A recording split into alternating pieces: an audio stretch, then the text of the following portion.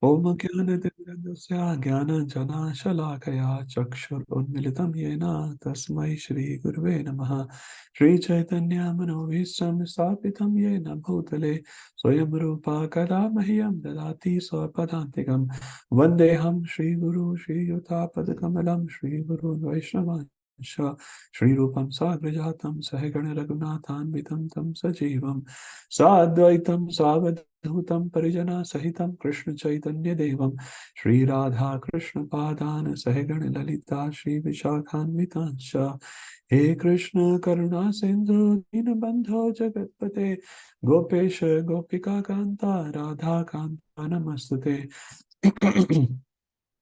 Kanchan Gaurangi Radhe Vrindavaneshwari Vrishabhano Sute Devi Pranamami Hari Priye Vancha Kalpa Taribhascha Kripa Sindhubhye Vacha Patitanam Pavanebhyo Vaishnavebhyo Namo Namaha Jai Shri Krishna Chaitanya Prabhu Nityananda Shri Advaita Gadadhara Shivasadi Gaura Bhakta Vrinda Hare Krishna Krishna Krishna Hare Hare Hare Rama, Rama Rama, Hare Hare, Hare Krishna, Krishna Krishna, Hare Hare, Hare Rama, Rama Rama, Hare Hare, Hare Krishna, Krishna Krishna, Hare Hare, Hare Rama, Rama Rama, Hare Hare. Jagat Guru Srila Prabhupada ki jai. Hare Krishna. Oh, welcome everyone. My throat is still not 100%, so please excuse me. I just have to tolerate. So we're doing this 15th chapter. Last week we did middle two sections. So just sharing this PDF guide from MIHE. So we sort of finished the becoming detached from the material world, the upside down bunny, entering the previous to previous class. And last week we were discussing about the transmigration primarily. Let's do a quick recap of that. So 15.5, where we started last week. Prasannatma Prabhu, Hare Krishna. I know Rasanand Prabhu wasn't there last week, so I'm not asking him. Hare Krishna Prabhu. Hare Krishna, Prasannatma Prabhu. I can do if you like to. Oh, you already heard the class? Maybe you can do the next one now. Prasannatma Prabhu already is smilingly accepted to do it. No problem. I'll try, Prabhu. Hare Krishna. So this verse, I'll read the translation. Those who are free from false prestige, illusion, and false association, who understands the eternal, who are done with material lust, who are freed from the dualities of happiness and distress, and who are unbewildered, know how to surrender unto the Supreme Lord and attain to the eternal kingdom. So this is the again continuation of previous verse where we stopped, like how to attain that eternal kingdom of the Supreme Lord. So it starts from that Padam Avyayam, the last line. So here it says who can achieve that, what are the qualification required to attain that abode of the Lord. So here it says last word, Amuda, means the person, Amuda is foolish, Amuda is one who is an intelligent person who can reach that destination. So the first three lines has been explained here, Prabhu. So he's giving what are the qualities required to reach that destination. So Nirmana is one who is having no false prestige. Moha, one is free from illusion.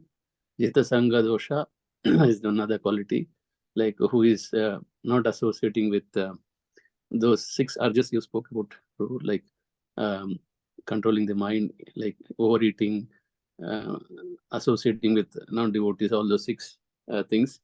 Vachovega, anger, controlling the anger, controlling your speech, and your Udaravega, your tummy, and all those things you said. I don't remember the exact all those six urges you spoke about. Yeah, that. And if we have to summarize, this in one word, what does Sangha will mean? So probably you're right. Just one word answer would be worldly association. Like Worldly association, yes, Prabhu. Yeah. So people who So- are very materialistic minded, we should avoid Yeah. their association as much as possible. Yeah. Yeah. Please continue. So, Prabhu. yeah. So one who is dissociate, we should disassociate with the worldly minded people. So that's one qualification. And Adhyatma Nitya. So you'll always be situated in spiritual topics like chanting, reading, doing some service. So he's always in that mode. Actually, he's never he's always in touch with the Lord, basically. And Vinivritti Kama. Vinivritti Kama is one is completely dissociated with, done with material lust. That's what you told. And Dvandva Vimukta, and all the dualities like Sukha Dukkha. So Hare Krishna, Prabhu, Yeah. you can just expand this word, which is very important. So vritti means, anyone knows? Vritti. Vritti means some act. Natural inclination. Natural It's like a inclination. Brahman vritti or Kshatriya vritti. Natural inclination. Some people Inclination, just like to earn money and all that. Yeah. And nivritti means? Nivritti means one who is not inclined to do that.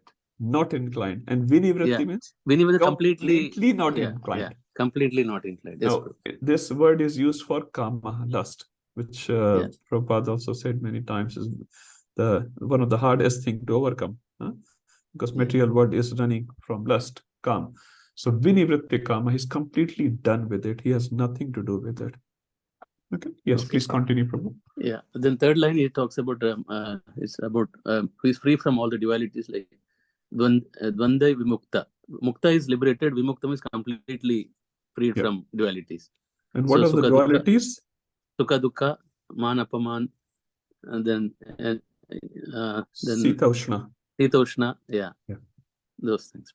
Yeah. Only these are the qualities who is having that person can attain the kingdom of God. Yeah. And the last one is Sukha Dukkha Sangair. So basically he's equipoised in Sukha or in Dukkha. Yeah. Thank you, Prabhuji. Very nice context and very nice word by word translation. So this is how we can learn these verses. Gachanti, and he is a Amudha, and he can go. He's eligible to go. Padam Abhyam Tad, that pad which is being explained in the previous verse. Thank you, Prasannatma Prabhu. Now 6, if Rasan and Prabhuji, if you like to do, or Mataji, anyone? Yes, Prabhu, I'll do. Hare Krishna, thank you. Hare Krishna.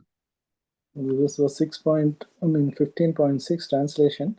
That supreme abode of mind is not illuminated by the sun or moon, nor by fire or electricity. Those who reach it never returns to this material world. So again, this verse is the continuation of the 4th verse related to the Padam Abhyam. So describing the situation, the eternal situation of the. So we are talking about the words Bhasyate means illuminates Suryo. So Surya means sun. So Surya is the one which illuminates. So here it is said na tat Bhasyate Suryo. So here don't need a sun to illuminate. So this place, this eternal situation is such a way that there doesn't need a sun to illuminate. So that means it's self-illuminating. Nor the sasanka. Sasanka means moon. So nor the moon is required to illuminate this place, nor fire. Pavaka means Agni or fire. So it doesn't need any of these to illuminate. It is just nothing but a self-illuminating. So Prabhu, you also mentioned about another word called Vidyate for electricity. And the next sentence talking about Yat Gatva na Nivartate. So here this means those who reach to this place never return back to this material world. So as this at many places said, and this is again highlighted here about the spiritual abode. And then the last sentence talks about Tad Dharma Paramam Mama. So here is the first time I think Krishna is using the word Mama, that is my place, my. So here is in this is the supreme abode of mind. So Prabhu, you also highlighted about what Vishnu Chakravarti Thakur told about these words like Surya, Sashanka and Pavaka. So the other meaning of it is, Surya is related to with the help of the light coming from the Surya, because of the reflection, we'll be able to see. But here, this refers to Na Surya, here refers to one who cannot see, that supreme abode. That is very invisible here. Na Surya here means. Then Shashanko, Na Shashanko. Shashanko, moon is actually related to the mind, the mental thing. So Na Shashanko is related to, we cannot perceive this supreme abode of the Lord. So with the mind itself, we cannot perceive. It's inconceivable. Now the other meaning of Prabhaka is also it's a speech, or a fiery speech, what we talk about. So no one can be describing this particular abode. So this is what the highlight of the spiritual world, what Krishna is talking about in this verse. Yeah. Hare Krishna. Thank you, Prabhuji. Thank you. And one a quick line I think we discussed. Yad gatto anani vartante. Is it 100%? You'll be locked up there. Like now, when you go back, if we make up ever, you'll be locked up there. You're not allowed to go back. One-way traffic. Is it like that? So why Krishna is saying like this? If we still have a desire to come back, we'll come back. Yes. So our free will be always with us. Krishna will never take it away. But again, our acharyas explain now, when we had this experience, like when you are very curious to see any place, I don't know, Newcastle or something. Once you go there, you come back. There's nothing special. Once you visit, you come back. It's all right. It's the same thing, same road, same trees, same parks, everything is sort of similar. So similarly, once you have seen the material experience, especially all the bad experiences which we had here, will not want to come back ever again. So practically we will never come back, but technically we'll always have that freedom to come back, and Krishna will never take that away. Thank you, Prabhu. 15.7, very, very important words will be Ujjwal Rasa, Mataji or Prabhuji. Okay. Hare Krishna. Hare Krishna. In this verse, actually, okay, I'll read the translation first. The living entities in this conditioned world are my eternal fragmental parts. Due to the conditioned life, they are struggling very hard with 6 senses, which include the mind. Here, 2 important things are to be noted, that living entities are eternally part and parcel of Krishna. They are that's a separated part of Krishna, and they are eternally so. And second thing is important point here is because of the desire to enjoy through the senses, which includes the mind, we are eternally stuck here in the material world. Now, the mind is very important here because everything starts from desiring to enjoy, and it's the desire starts from the mind, and then the actual action is taken through the senses. So, yeah, so it's very important to control the mind, and because of this desire, the bhukte desire, we are stuck here and we are struggling and we are suffering in this material world. Hare Krishna. What's the word for struggling? Karshati. Karshati. Huh? So this is also very important to understand, because next few verses are based on this word only. Karshati is the relation between 15.7 and next 3 verses. Thank you, Prabhu. And also we can add here, as you correctly said, because we are Ansha of Mama, means Krishna, for Sanatan, this is a great refutation of Mayavad. So Mayavadis say, you are Brahman and I am Brahman, and once you are liberated, you will go back and merge into Brahman, means your existence will be finished.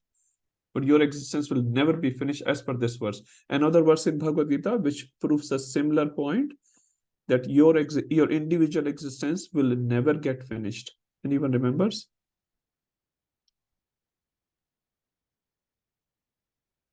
From chapter 2, Prabhu, I never, in past also, you also existed, I also existed, that one. 2.12. 2.12. Yeah. That's another great refutation of Mayavad. Huh? So Krishna says, we will always be existing. And there are many more. That's the one, 2.12. So again, this verse can also be used for great refutation of Mayavad if you ever come across those sort of situations. Very famous 15.7. And as Prabhu said, because of man, and man is like, we gave the example of a palm, if you remember. Mind is like, the hand, and the mind is like the palm here, and Indriya are like these 5 fingers, huh? Because man or mind integrates all the inputs of the senses. Like when we are typing in the computer, we are speaking the computer, so computer processor integrates everything and it shows on the screen, huh? So sometimes we are speaking something, we can have a speech to write software, we are typing something, so we are giving input to the computer. So similarly, our senses are receiving the input, and when we see, suppose a favorite cinema star, we see whatever Akshay Kumar or something, which new movie has come, huh? Immediately our mind will say, or some sada hua hero, bekar hai. Some unfavorite hero, no, I'm not interested in that movie. So senses are giving all these inputs, mind integrates based on the past experience, and it says sankalpa or vikalpa. Yes, I like it, or vikalpa. No, I don't like it. I want to do it, or I don't want to do it. This is mind only does 2 things, and that's how we are stuck. Yes, Jai Dharma Prabhu. Sorry, Prabhu, just like based on the Bhagavatam, like different muktis are there, Yes. right? So Sayujya Mukti, Sarupya, Salokya. So Yes. Sayujya till is like the living entity upon, the soul would get merged in the impersonal Brahman. Yeah. So that merging is exactly like what Prabhupada said, Prabhu, in the 2nd chapter in the beginning, I think 2:12 or somewhere there. Prabhupada says, like green bird going in a green tree. So merging is like green bird is sitting in the tree. It will go there, You cannot but see it will maintain the individuality. Definitely, Prabhu. Definitely. So green bird is always there. You can't see it. Sometimes a green parrot goes in the green tree, you can't see, but green parrot is there. So Sayuj Mukti does not mean you will get merged. Sayuj Mukti just means you go and sit in Brahman for a very long time. Okay, bro. Thank you. Okay. Yeah. Thank you. Okay. Let's go to the next verse, which will explain this word Karshati, how we are struggling in this material world. 15.8, we can do a quick one. Who is next? Manmohan Prabhuji is next in my screen, or Mataji. Hare Krishna Prabhu. Hare Krishna Prabhu. I'll try, Prabhu. I wasn't there in the last class, but I'll try. Okay, it's up to you, Prabhu. The living entity in the material world carries its different conceptions of life from one body to another. As the air carries aromas, thus he takes one kind of body and again quits it to take another. So it is just telling that we are constantly changing our bodies, and the next body that we acquire is according to our desires and those impressions carried by our mind.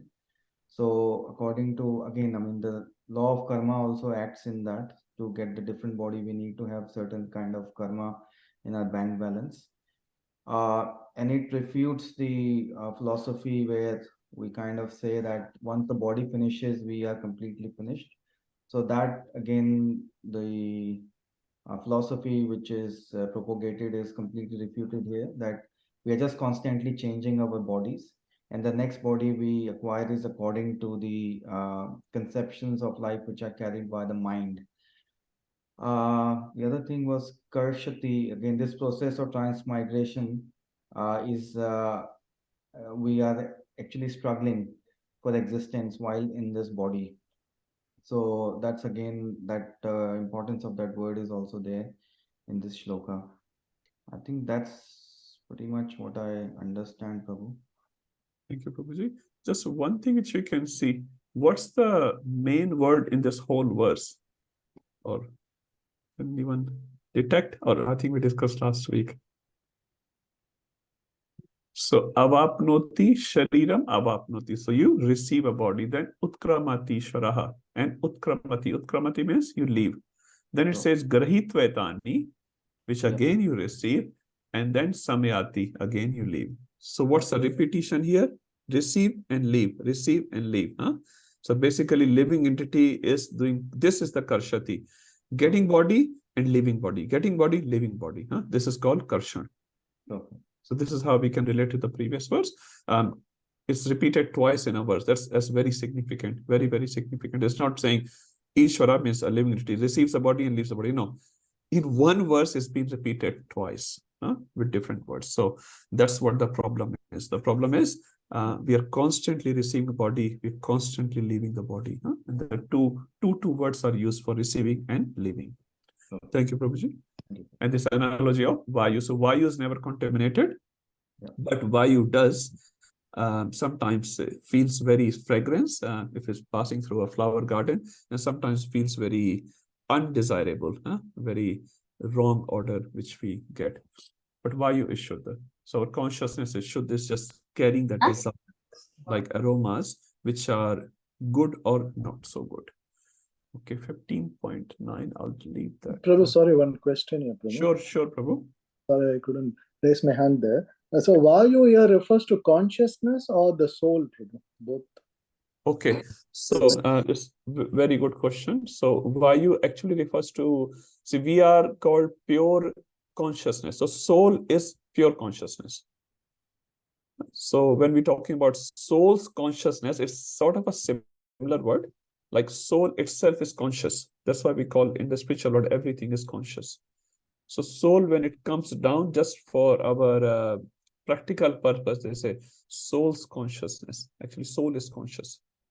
So soul itself is very, very pure. But when we carries these undesirable desires, which covers the soul, they are like the gandha. Gandha means a good odor or a bad odor. But soul itself is very, very pure. So it's just carrying the aroma. So soul cannot be contaminated, right? Soul cannot be contaminated in itself. There's nothing you can do like injection, make soul, apavitra, impure, unholy. We can't do that. It's just a small covering. And a simple example which comes to my mind with given by Chaitanya Mahaprabhu, the mirror and the dust. So mirror itself has this capacity to reflect your image, but when it's covered by dust, you can't see your face in the mirror. Okay, let's move to 9. I'm just leaving it. Okay, this 15.10, this is a very nice verse. I'm just going forward. Jai Dharma Prabhu. Hare Krishna. You're next after Manmohan Prabhu. Sure, Prabhu. Thank you. Translation. The foolish cannot understand how a living entity can quit his body, nor can they understand what sort of body he enjoys under the spell of modes of material nature. But one whose eyes are trained in knowledge can see all this.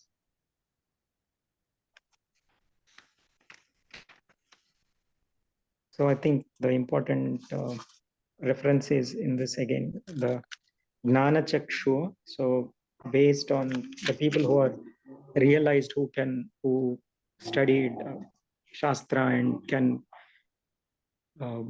realized, they only can see the true reality.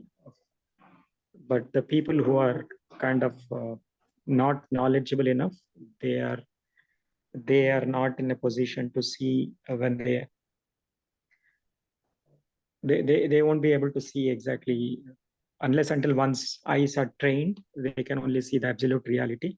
Otherwise, they are not in a position to see. So I think, again, some of the translations are. And what are we talking about? Seeing? If you remember from the 15.8, we discussed what's the main problem discussed in 15.8? Leaving the body, getting the body.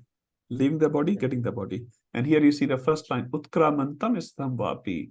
So a foolish cannot understand how a living entity can quit his body, nor they can understand what sort of body he enjoys under the spell of the modes of material nature. So bhunjanam va gunanvitam. So gunjan means bhogana, to enjoy or to suffer under gunanvitam, under the modes of material nature.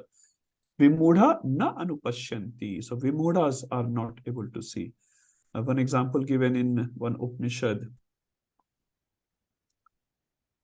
One time, two Rajhans were flying from A to B, and there was sunset, so they can't see in the night. So they just flew down to a tree where there were hundreds of owls were sitting. Ullus were sitting there, and owls were having their own meeting. And the agenda of meeting was, is there a sun? So everyone passed the resolution, 100% votes. There is no such thing called sun. When Rajhansas came down, so Luz asked him, do you think the sun exists? And Rajhans says, of course that exists. Huh? Of course that exists. You just wait till morning and you can see the sun. Sun is very beautiful. And they say, oh, you are foolish. You are foolish. So 100 owls are calling two Rajhansas as foolish. Now, who's foolish here? The owls are foolish because they have never seen the sun. So because they have never seen, they deny the existence of sun.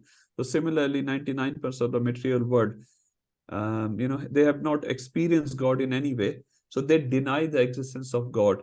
And to those 1% who have seen the sun, Rajhansas, they laugh at them. Look at these Hare Krishna devotees. They are wrapped themselves in a chadar. They have painted their forehead. They're jumping up and down in the street like mad people. They have shaved their head. All those engineers have become, the beggars on the road.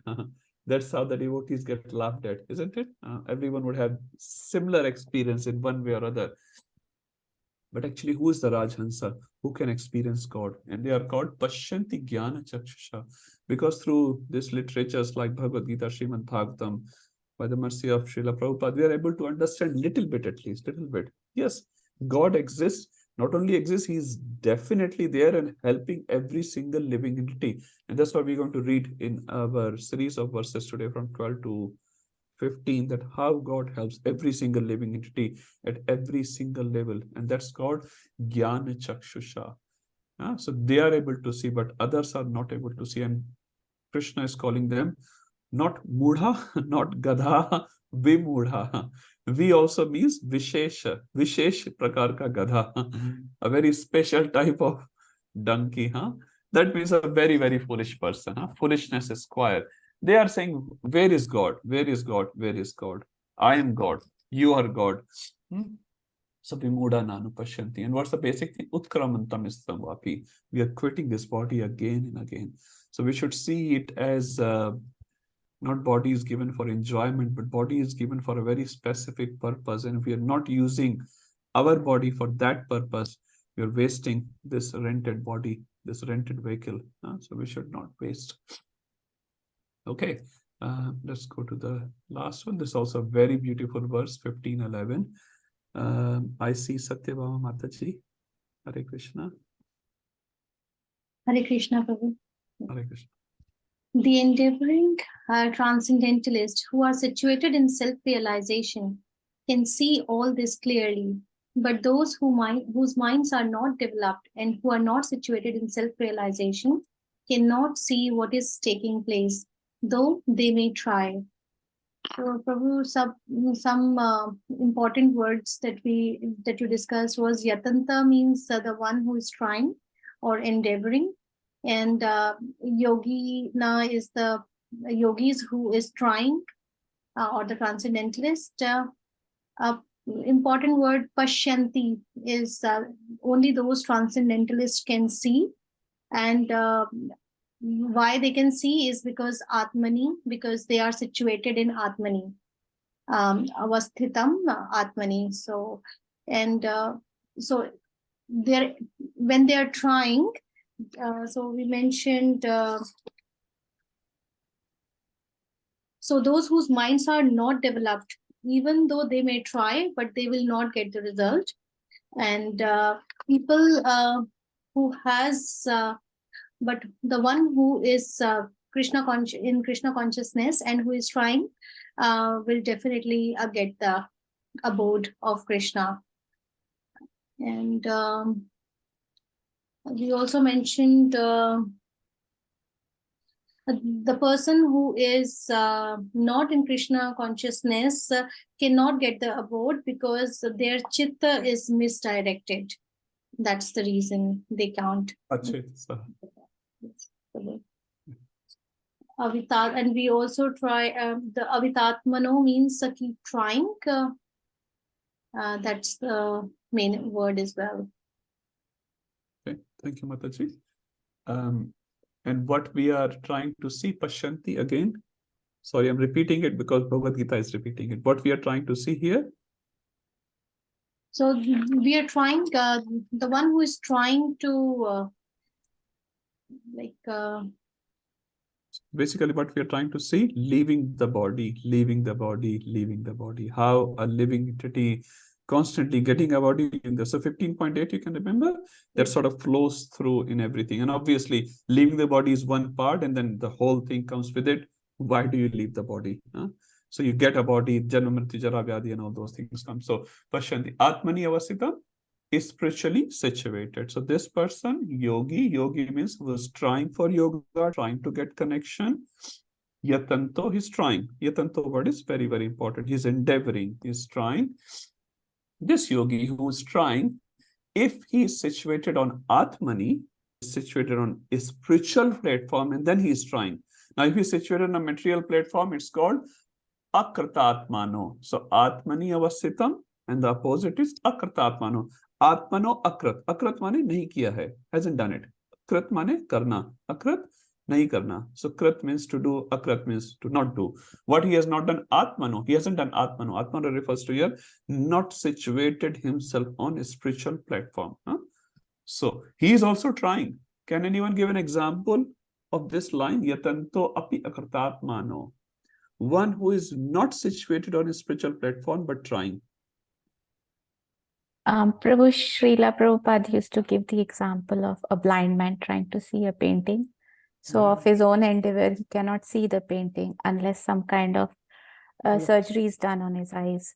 So the minute that surgery is done, then you can see. So only endeavor, with endeavor, you cannot see anything. Yes. And how it translates into our world is by our self endeavor, we cannot do. We need guided endeavor. So we need a guru to help us to be. And you know that verse, Shalaka, where the Shalaka is used. So that the first verse when we do our Jnananjana Shalakaya. Yeah, Jnananjana Shalakaya. So the guru with his Shalaka, he will just open our eyes and he will give us the Jnana Chakshu. That is how it translates. Thank you, Mata. Very nice explanation. Prabhupada really mentioned about this blind person. He said, alone endeavor, and Prabhupada had one more word, and willpower. So he's very determined. He's very, very determined. I will see this painting. I'm very determined and I will do endeavor. Endeavor means he's staring and staring and staring. Now, a blind person is staring at a photo for 10 days because he's very determined. Will he be able to see after 10 days? No.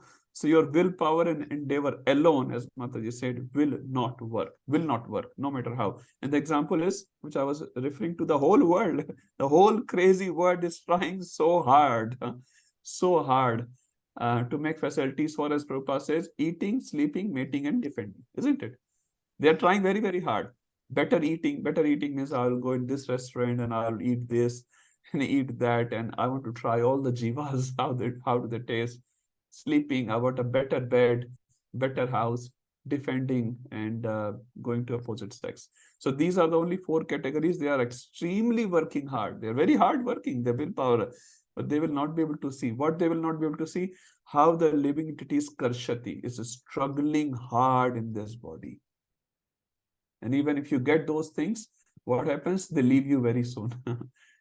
And Prabhupada said 2 things. Once, they may not be up to that standard, because once we say, oh, this hotel will provide us a very nice meal. One man I remember in my office was working, and maybe it was his anniversary or something. Anyway, he went to this hotel, which was very, very expensive. Like one dish was $250 or $350, something like that. He was sharing the next day. And then he said, I paid so much money and they only gave me this much. I was hungry when I came back home. I was laughing at him. You foolish, why did you spend so much money to go? Because they have this desire. I'll go to this hotel and this hotel will have very tasty dish. But there is nothing there. So, and sometimes even if you are able to taste it, you cannot take the taste forever. You can just take the taste for some time and then you have to leave. So this material world is like that. It looks very attractive. There's nothing much there. It's all kokla, it's hollow. It's hollow, but it's just the covering, the packaging is very, very good. And this is how the advertisement industry, the package, the material so nicely. Nice deal. They'll put a $2 thing in $20 and they will say half price. Only $10. But it's only a $2 thing. They're still selling you for $10. Packaging is good, advertising is good. And we say, yeah, I got this in sale. And then we WhatsApp to each other that photo or catalog. So yatanto, a lot of yatna is there, but akartatmano, as Charamataji was saying, the blind will not be able to see unless the surgery is done on his eyes, and then he will be able to see with the endeavor. So yatanto is definitely needed for both, but only if you are atmani avasitam, then the endeavor will work. Otherwise, endeavor will not work. Okay, Rupa Prabhuji. Yes, Hare Krishna. Hare Prabhu, Krishna. do we have a example from Shastras where someone was Atmano trying hard without... Hiranyakashipu, Prabhu, Hiranyakashipu, Ravan, they tried supremely hard. Hiranyakashipu tried for 36,000 celestial years. Sometime actually it says 60,000 celestial years. And Brahmaji said, the tapasya you have done, no one has ever done in the past and no one will ever do in future. So he did yatanta, lot of yatanta, but akarta atmano. He was not situated on the soul level. He was talking about the soul level. If you remember, before going to tapasya, he gave solace to Diti, his mother, and Hiranyaksh's wife. So two ladies. He gave solace. He gave a fantastic Bhagavad Gita class actually. Really. He gave a fantastic Bhagavad Gita class. And the result was the audience were satisfied. They stopped crying. Now, Hiranyakashipu's Bhagavatam class or Bhagavad Gita class was fantastic. So that's why they say, you may have so many followers. You may have 10,000 or 50,000 followers. You may talk about Atma and Gita and Shastra. I would not like to name a person very popular and he's from Indian background, very popular guru in the Western world. And he is telling in a statement, I heard in some lecture, I have never read Bhagavad Gita or Bhagavatam, I don't know about it, but he has his own philosophy and he has many, many followers, many followers, big beard and all that. So yes, it's possible. You can give a speech, very fantastic speech. You can, His Holiness Bhakti Charu Maharaj gave a class in Sydney. I was there, fortunately. Maharaj gave very simple example. He used to give very simple but very nice examples. He said, if Amitabh Bachchan gives class, he said that. Maharaj was giving class, maybe there are 15 people or something in the Bhagavatam class. Anyway, Maharaj said, if Amitabh Bachchan gives class, maybe 1 lakh people will attend. 100,000 people will attend. How many hearts he will be able to change? So we're not disrespecting Amitabh Bachchan. All we are saying, he may be able to speak very nicely, very, very nicely. And many people will sit in his class and clap and all that things. But how many hearts he is going to transform, that's what it matters. So yes, Prabhu, many examples are there. They are able to do yatna. They are able to impress few people, make followers, but still they were not able to see a simple thing, how this jiva is karshati, struggling hard. Yeah. I was wondering, bro, are there any examples where people have turned before they were doing yatna, but then Dhruv Maharaj, he turned. I was going to check. Will you say Dhruv Maharaj is an Yes, absolutely. Dhruv Maharaj started on a initially very material level. Yes, Prabhu. Yeah. So he was doing yatna, Akratatmano. In the beginning, he was Akratatmano, but because of the mercy of his Guru Maharaj, he became Atmani Avasitam. And then he was able to see. I was looking for broken pieces of glasses. Yeah. It's a great example given in Bhagavatam. Gajendra also, if you remember, in the beginning, he wanted to save his life. Towards the end of his prayer, he said, actually, you know what? I don't want to save my life. And actually, he said to Vishnu in one of the verses, I don't remember the Sanskrit, but he said, my dear Lord Vishnu, I don't want to continue with this life. This life is an animalistic life. He realized that. In the beginning, his interest was to save his life.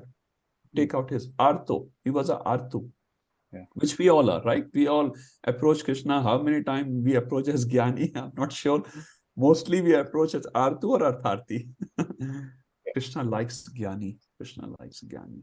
Again, one pointed attention. I just want to serve you, Krishna. I don't want anything from you. Asli seva padatam penastumam.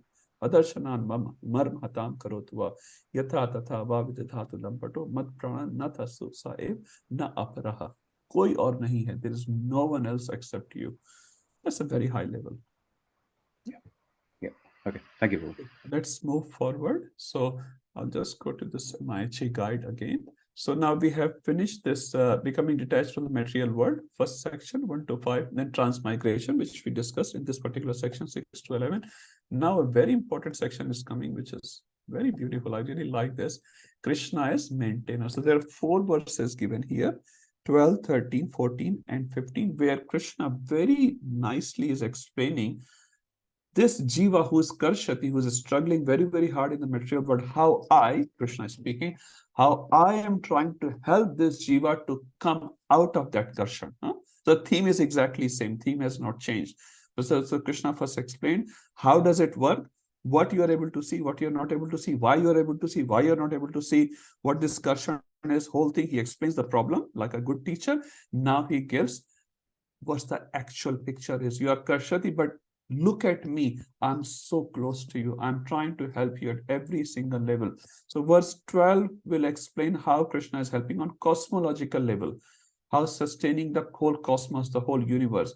Verse 13 will explain how he is sustaining us on a terrestrial level, which is on an earthly platform. We live on earth, so we are being maintained by different arrangements of Krishna.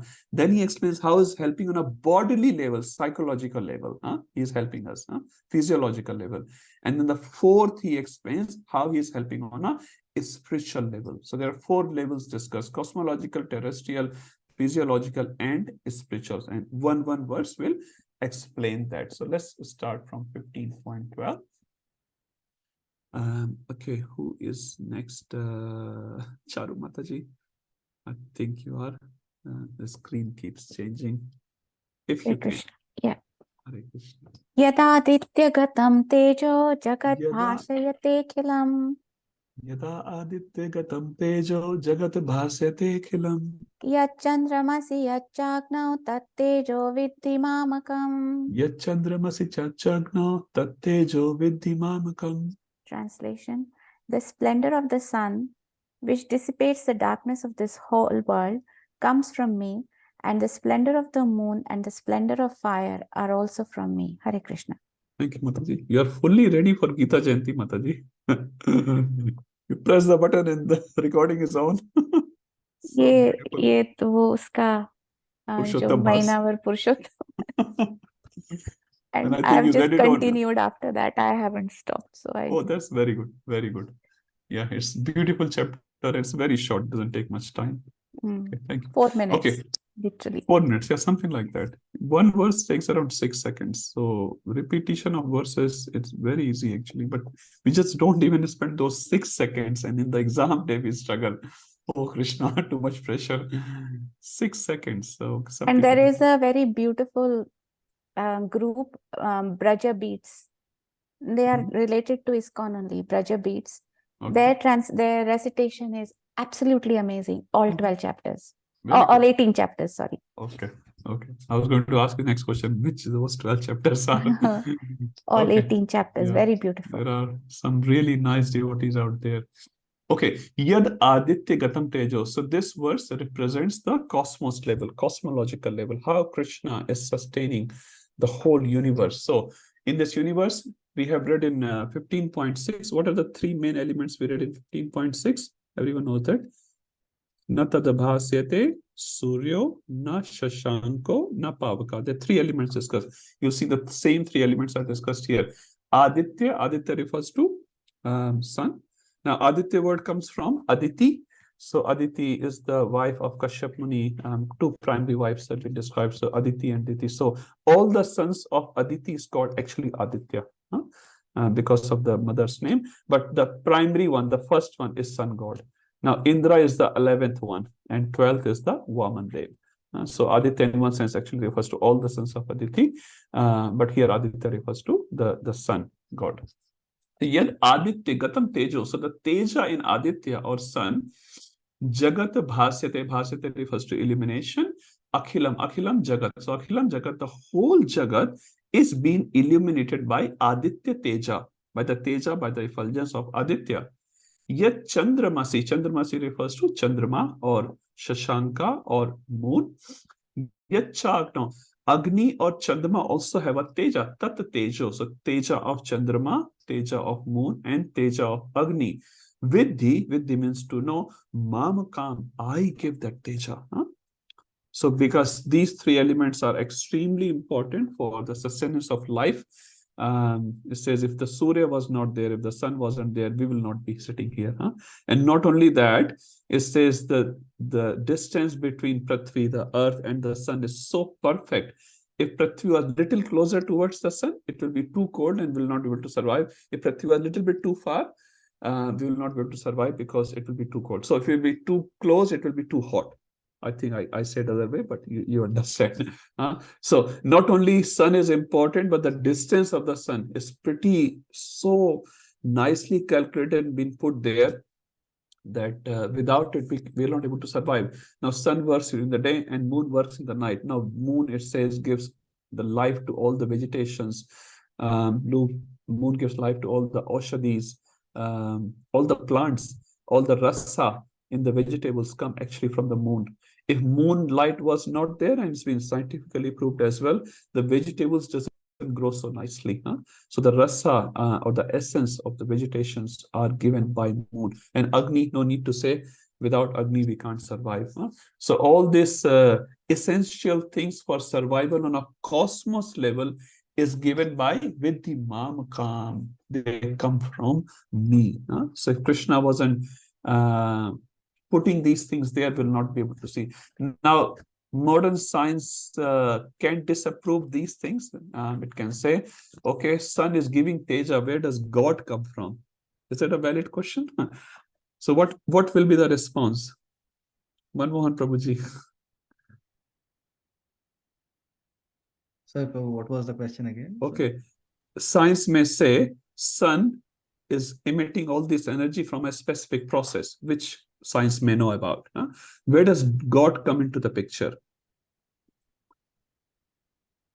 Sun is emitting energy which is needed for our survival. That's fine. But he's saying Tat Tejo Vidhi Mamakam. That Teja is coming from me.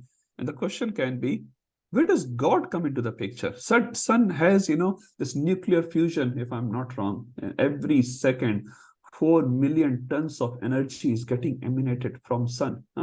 There's a constant hydrogen to helium, if I'm not wrong, is getting converted. And due to that conversion, this energy is getting emitted in the whole universe. And that energy we use for our survival.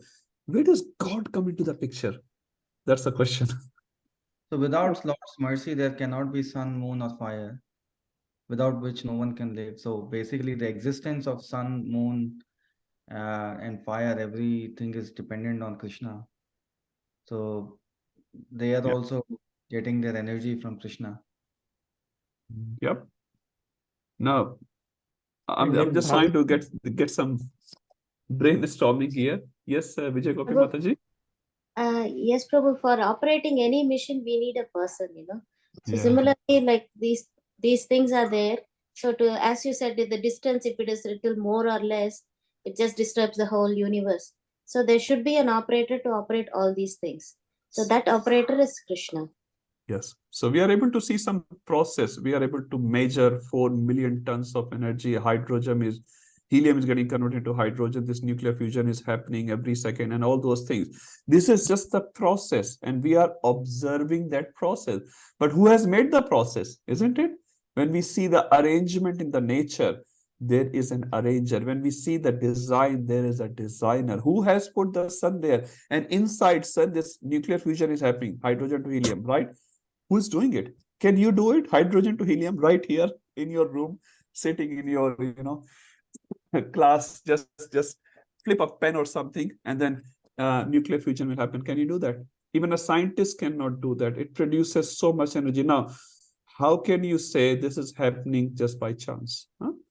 So when we see all these things, science basically says, just explains the phenomena. It does not go on the why question. Why means why it's happening. Who has put there? No one can answer that. Even Newton says that we are just giving, and Einstein as well, we are just giving some formulas for the observed phenomena. We are not going on the ontology. Ontology means the nature of existence. They cannot explain how did earth came about. They cannot explain how did sun came about. They cannot explain why sun and Prithvi or the earth is on a particular distance. Who is holding all these planets? Krishna will explain. I actually hold them. Dharyami. I think there is an example of one that scientist also who creates that model, and then somebody Newton. comes. Newton, yes. Yes, He Bhakti says, Charu Maharaj explained that. I heard actually, at least from the Maharaj for the first time. Beautiful example. Thank you, Mataji. So Newton created a beautiful model of this, just 9 grahas, just 9 planetary system. And some friend came to his eyes, says, "Oh, it's a beautiful model. Who came that? Who created it?" And Newton said, "It just came from nothing." And he insisted, "Come on, yaar. Please tell me who has created it. It's very beautiful." He said, "No, it came from nowhere." And then finally Newton said, if you don't believe this little rubber model has come from nowhere, how can you believe this whole live cosmos have come from nowhere? So a rubber or a plastic model, you don't believe it has come from nowhere. So all these theories are very childish in one sense. So we respect their discoveries. Whatever they have discovered, that's nice. But who has put there, they forget it. Once Prabhupada was walking with some professor, I forgot the name. It's a perfect question, perfect answer. And this professor was talking to Prabhupada, and Prabhupada was trying to make him understand about Krishna, God. So Prabhupada just put his cane towards the grass because they're walking in an open garden somewhere. And Prabhupada said, so what do you know about the grass? So this professor said, Swamiji, we know so much knowledge about the grass, how this grass grows, how this grass sustains, and we have 3 big volumes of books about the grass. And Prabhupada said, even without your bookish knowledge, grass was growing. We don't need to know that. But Swamiji, that knowledge also has value. Prabhupada said, yes, that has a value, but it does not mean you forget who has put the grass there. So grass is growing and you know the phenomena and all those things. Yes, very nice, but you forget who has put the grass there. So that we should not forget, That's very important. One more example which comes to my mind, when Prabhupada was traveling in Jalduta from India to America for the very first time, he was writing his diary, and in his diary he writes, in the beginning days, we are talking, so 3rd or 4th day. So Prabhupada used to write a summary of his day in the Jalduta. So he writes there on the 3rd or 4th day, thank you to Krishna for providing nice arrangements in my cabin. And thank you to Sumati Morarji as well. Now you can say externally, Sumati Morarji had arranged some vegetable foods and some other things for Prabhupada while he was on the ship, because she knew Prabhupada is vegetarian and he would need certain things for month she has put. So, but first he thanks Krishna. And then he says, thank you, Krishna, for inspiring Srimati Morarji to make these arrangements for me. So first thanks he gives to Krishna. So many times we get some help from some people. Sometimes we don't get help. But who is inspiring in their heart to help us or not help us is Krishna. So many times it says, purity is the force, Bhakti Rasamad Maharaj says, or Prabhupada also said that. So purity is the force. And when you are preaching or serving Krishna with a lot of purity, people will come and help. But who is inspiring their heart? Krishna sitting in their heart and tells this person, go to this person, he's serving me very nicely, and help him. This is how the young boys and girls came and helped Prabhupada. Initially they didn't, but then in their heart they thought, this old person is working so hard. Krishna inspired in their heart to go and help Prabhupada. So we should never forget this connection. Eventually, actually, it's Krishna who is making these arrangements, so-called good or so-called bad as well. Bad also. Duryodhana was not able to get convinced by Krishna. So Krishna externally saying, Duryodhana, please agree to my proposal, and internally saying, don't agree. And Duryodhana is saying, Janami dharmam, nachame pravati, janami adharmam, nachame nivritti. I know what the dharma is, but meri pravritti nahi hai. I don't have any inclination to follow the dharma. And I know what the adharma is. I know what the religious principle is. I know very clearly. But nachame nivritti, but I'm not able to get out of that. Someone in my heart is telling me not to listen to you. So he did not listen to Krishna. So eventually, actually, is Krishna, and that's why we should never get depressed or discouraged in our life, because eventually is Krishna's special arrangement for that particular soul, because Krishna loves that soul so much, and he makes those arrangements, which may look unfavorable to us. Eventually, it's our sweet Lord who's making these arrangements for my purification, for my returning back to him. So we should, again, easily said than done, but at least we can meditate on this nice principle and help each other as well. No matter what happens in our life, we should always, our appreciation for Lord should grow more and more. And that's how we are advancing. Otherwise, it's just bookish knowledge. Jai Dharma Prabhuji, what would you like to add on? Yeah, just to add on, Prabhu, I think Yes. in Upanishad, there was a sloka which I think Bhagavatam also Prabhupada refers, where he says, with the fear, the sun rises and the moon sets, Yes. and similarly, the fire comes and the wind blows. Yes. It's So in I think Bhagavatam, fear, third canto. it's not a fear in the sense fear that way. It's Yes, more yes. of a fear Respect. to the authority of the out of respect. Yeah. But actually, Mad Bhayat Ibtavaropi. So Mad Bhayat, the word Bhaya is used by Kapila. Mad Bhayat. Mere bhay se vayu chalti hai. The wind is blowing because of my fear. The Agni is giving his teja. The Surya is coming on time and going on time. Mad Bhayat. Mere bhay se. Rupma Prabhu had given a class, I think, recently on that, or closer to that verse. Or some other devotee was discussing this verse very recently. Anyway, so we understand Krishna is helping on a cosmos level. Yes, Manmohan Prabhu. I mean, it's related to this topic, not exactly. Yes. When people come and on the basis of like physics knowledge, we read in physics that moon is further away, like closer to Earth, and sun is further away. And Bhagavatam, Canto 5 clearly says that moon is further away from sun. So when this debate comes, how do we actually, because we don't want to really challenge the science knowledge, because people are coming with new faith, and how do we tackle those situations? So Prabhupada answered this question. So I'll first repeat Prabhupada and then I'll see what I know. So Prabhupada said, one scientist asked, so you are saying, Swamiji, sun is closer than the moon, but we know moon is closer than the sun and we have gone to moon and all that. So Prabhupada said, very simple. Sunday comes before Monday. Really, Prabhupada said that. And the scientist had no answer. And I heard this, if I'm not wrong, in Gauranga Prabhu's lecture, and he said, "What do you say to this logic? There is no logic, but Prabhupada gave this." So you can repeat Prabhupada. My Acharya said, "Your Sunday comes before Monday, so sun is closer to Earth than the moon." Times. Not only this topic, many other topics, moon landing and all that, very debatable topic. All things which we can say in a principle, science is evolving. Science can never make a final conclusive statement. Even if they made a conclusive theory today, tomorrow you will see anti-Darwinism will be there. So science is just a theory. Many things they discover, and we really appreciate their discovery. So we're not denying it. And Einstein, Newton, many scientists have become, and they were theists as well. They have given many wonderful things which helps humanity.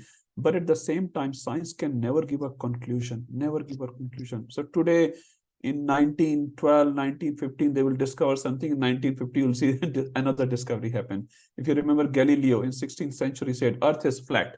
Galileo said that. Now, even a Jamadar in India knew Earth is a Bhumandal. Sweeper. How do we know? We don't have scientific tools and telescopes and all that. But Galileo's theory was completely ruined by a street sweeper of India. How? Because Acharyas have already explained it. And now after, 400 years of discovery, we know what Shastra says was correct. Now, I can't remember, but in 5th canto Srimad Bhagavatam, the distance between Surya and Prithvi is given. Very, very accurate to what science has discovered today. I've heard that. The speed of light is all been given in Shastra. So many things you will say will match with the so-called science. Many things will not. The things which not match, we should not try to match Shastra with the science. Rather, it should go other way. match science with the Shastra. Wherever science discoveries are matching with Shastra, we appreciate the science, no problem. And wherever it doesn't match, all we say, yes, you're on the path, you have not reached to the conclusion, but our acharyas have given the conclusion of that already. And even if you know everything perfectly in the cosmos, it's like studying the jail perfectly, not getting the key out of it. You are still Karshati, Prabhu. You are still Karshati. You are still struggling in this body. You're going to leave this body. Till the time we have the body, there are so many problems we are going through. So we don't give too much importance to this modern science. So we appreciate, we understand. Like I watched a video last week only, or very recently, Amog Leela Prabhu, he has said moon landing episode.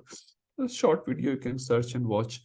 We haven't seen any living entities on the moon. So Prabhu very nicely has explained in the video, you haven't seen living entity, it does not mean living entity does not exist. And a simple example, which I think Chaitanya Prabhu gives, you can use my computer, Manmohan Prabhu, but I can give you a different login. I may have all the different unique secret files, but you will not be able to see. And you can say, kahan hai? Where are the files? There are no files. There are no files. So Amog Leela Prabhu is saying very simply, there are different dimensions in the universe. From the dimension you are looking from, you're not able to see. But it does not mean the things are not there. You're not able to see because of your limitation. And we are not criticizing you. We're not criticizing science, but we are saying you're looking from a different perspective. And unless you reach to another perspective, another dimension, which even science agrees, there are so many dimensions. If you know, again, I heard in a video recently, science have discovered up to 11 dimensions now. I didn't know about it. I came to know in a recent video. Very nicely they explained. So previously we only worked on 2D, then we worked on 3D. Now our modern science agrees 11 dimensions. Now our Shastra is saying there are so many dimensions are there. So science is discovering. So you can say, science, you are on journey and we respect you, we praise you, but you cannot give all the answers.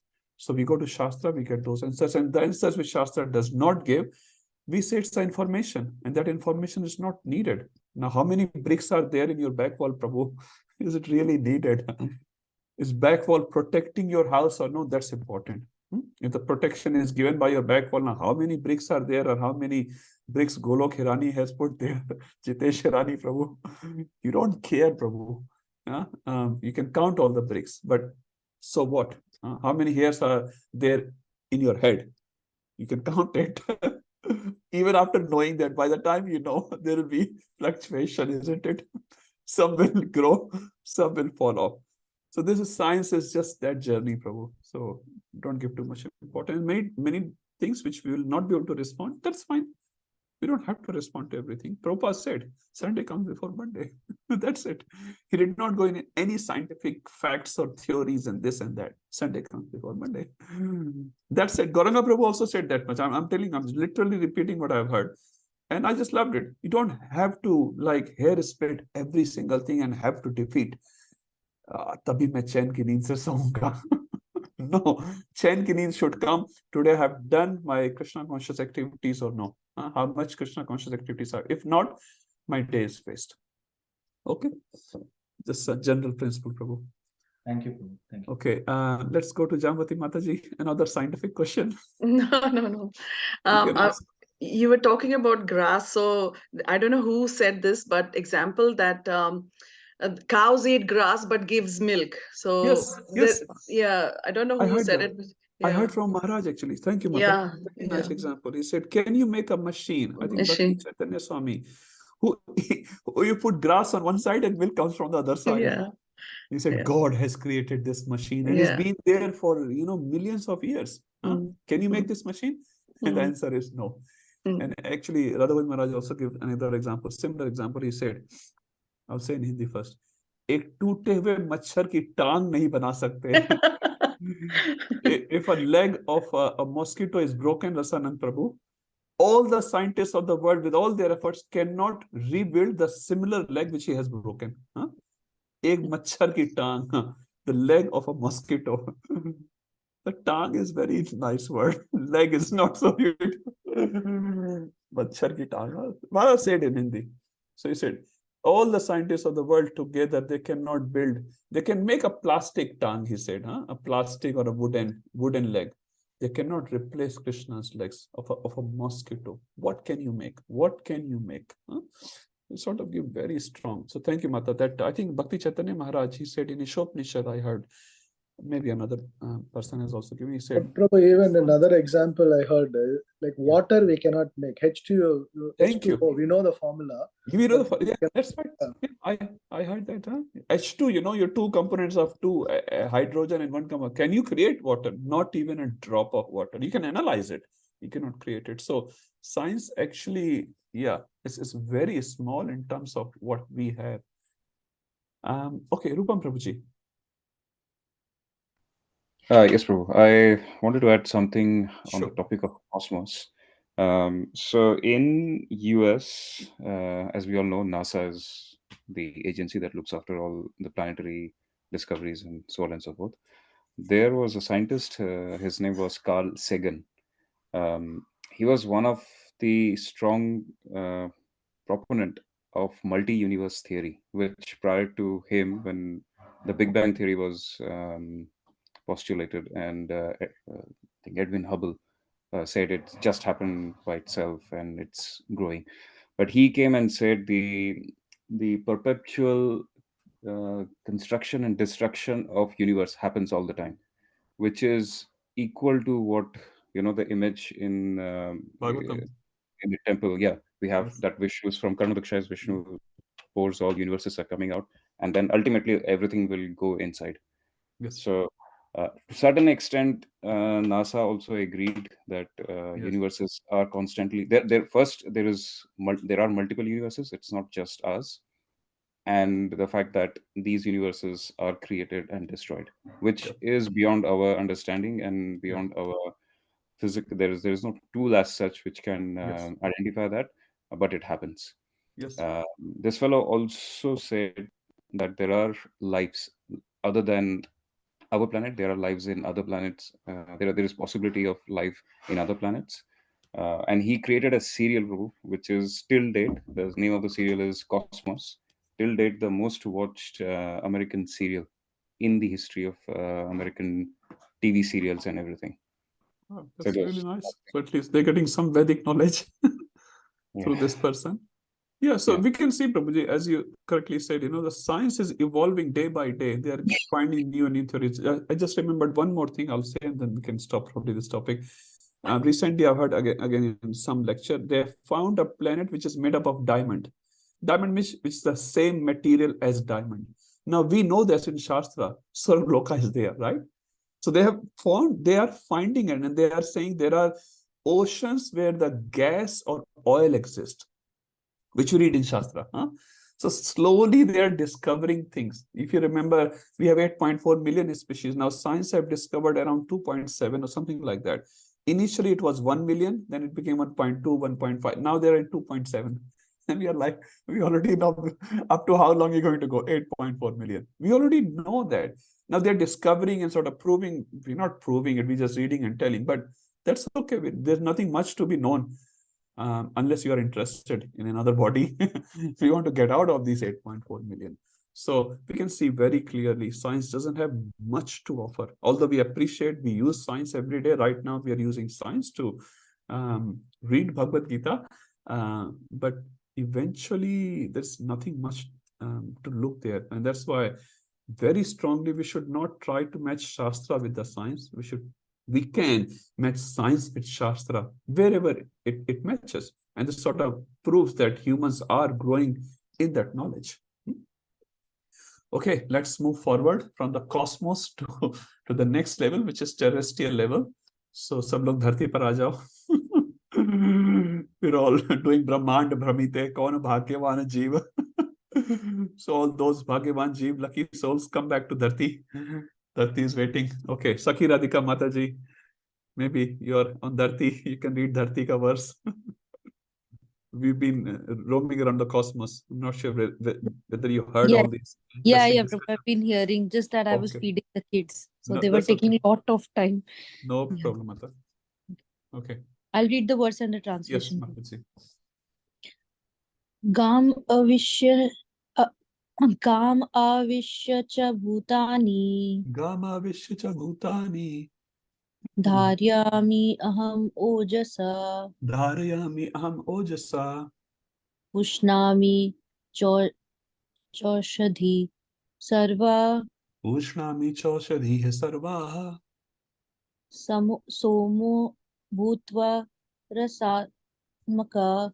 Somo bhutva rasatmakaha. I enter into each planet, and by my energy they stay in orbit. I become the moon and thereby supply the juice of life to all vegetables. Thank you, Mataji. So Gama Avishya. So Gam refers to Prabhupada writes planets. Avishya refers to enter. So I enter into the planets. Dharyami, dharan karna. I sustain. Aham ojasa. Through my teja, through my ojas, I do the sustenance. Now we were discussing again on the same scientific topic this Earth and Sun. Just a simple example. So Sun and Earth. Earth is in particular orbit, Moon is in particular orbit, and other planets as well. How do they stay in a particular orbit? It says through the gravitational force. Sun has a gravitational force, Earth has a gravitational force, and through each other's gravitational force, they're staying with each other, which is true. No doubt in that. That's fine. Who has put this gravitational force there? Now, if I pick up an object, say my mobile phone, for example, I can't put gravitational force here. No one can do that. I can only drop my phone and break it and cry for it.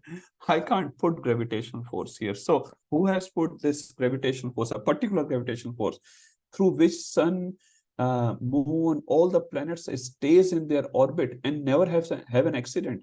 We have, plane crashes in the sky and definitely hundreds of road crashes every day. But Krishna has put such a fantastic arrangement. No time you Venus can come on the way, so Earth has to stay on the red light for 30 days because Earth cannot move. Venus has come into the orbit of Earth, and Neptune has come, Pluto has come. Nothing like that. No red light. Everything's on green light. Just imagine what a system Krishna has created. What a system Krishna has created. All this air traffic control, this traffic. Machhar never have an accident. Mosquitoes don't have accidents. Our airplane, helicopter, they have crashes. So imagine the system Krishna has created in this small mosquito. It can land on your skin. It can drill your skin. It can, suck your blood. It may irritate you. It never goes out of. Even if you put mosquito net, they come inside. They trouble you in the night. You go to Mayapur, you put your mosquito net on. 5 machhar will still be in the mosquito net. How intelligent this little jiva is. How intelligent. He knows where to land and how to drill, how to suck and get out. In India, you do this in the mosquito net. If you remember, we used to do that. Trying to get rid of these mosquitoes. So intelligent being Krishna has created. And our big aeroplanes and big ships can't do all this. So Dharyami aham ojasa. Krishna is saying, I am maintaining them. So gravitational force may be there, but Krishna is the one who has put this particular gravitational force, which is working so nicely. Pushnami choshadhi sarva. So cha oshadhi, that's the word. Oshadhi refers to medicines. Now here Prabhupada writes vegetables. So it's medicines which are found in vegetables and plants. We can say like that, just an expanded translation. Sarvaha, all the vegetables. Pushnami, I give the portion. Through what? Somo, through Chandrama. We were discussing about it, like Chandrama give that rasa. Somo bhutva rasatmaka. All the rasa comes from Chandrama. Even modern science agrees to it. So on a terrestrial level, also earthly level, Krishna is maintaining everything. Now let's look at our bodily level, physiological level. How does Krishna maintains our body? Okay, the things have changed. Priya Mataji, would you like to read? Hare Krishna, Priya Mataji. Would you like to read 15, 14? Hare Krishna, Prabhuji. Hare Yes. Krishna.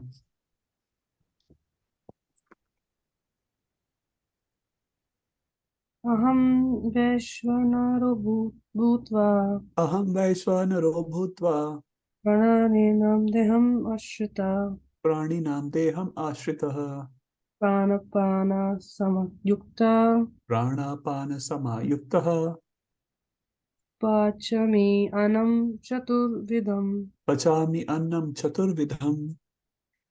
Translation: I am the fire of digestion in the bodies of all living entities, and I join with the air of life, outgoing and incoming, to digest the 4 kinds of foodstuff. Hare Thank Krishna. you, Mataji.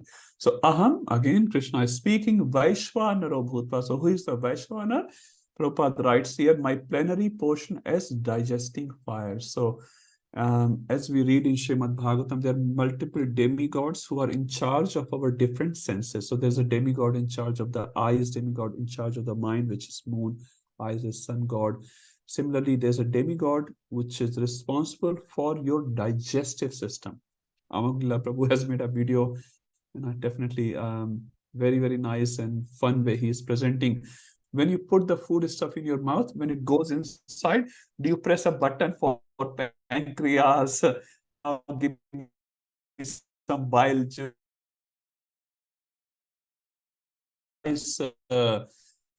dosa or idli, whatever, and you put in your mouth, you taste, oh, very nice, and then it goes inside.